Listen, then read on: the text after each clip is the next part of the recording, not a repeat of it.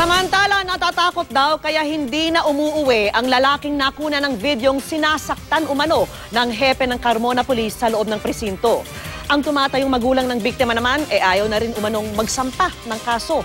Nakatutok si Ian Cruz.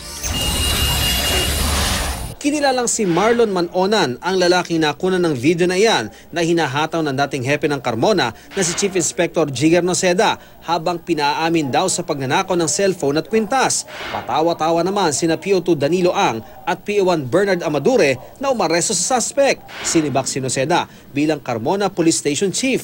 Inilipat na rin sa Cavite Police Provincial Office ang 2 tauhan.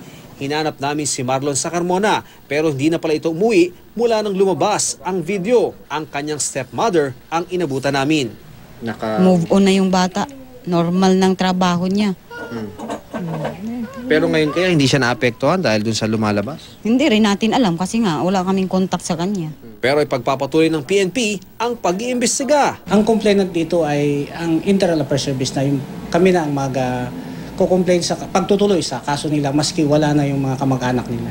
Kanina, binisita na rin ng Commission on Human Rights ang stepmom at kapatid ni Marlon. Natatakot daw si Marlon kaya hindi muna umuwi. Nangako ng tulong at proteksyon ang CHR. Importante raw na makausap nila si Marlon. Binalikan din ng CHR ang lugar kung saan umano inaresto si Marlon sa compound ng isang George. Ipinakwento ng CHR kay George ang pagka-aresto kay Marlon noong Enero. Isa pa sa mga iniimbestigahan bakit hindi nakablatter sa Carmona Police Station ang insidente. Noong January 19, iisa lang ang nakablatter, ang pagpapalaya sa isang sumailalim sa custodial investigation. Maaaring may pananagutan din ng hepe, pati yung mga may hawak sa desk officer, bakit hindi nila blinater.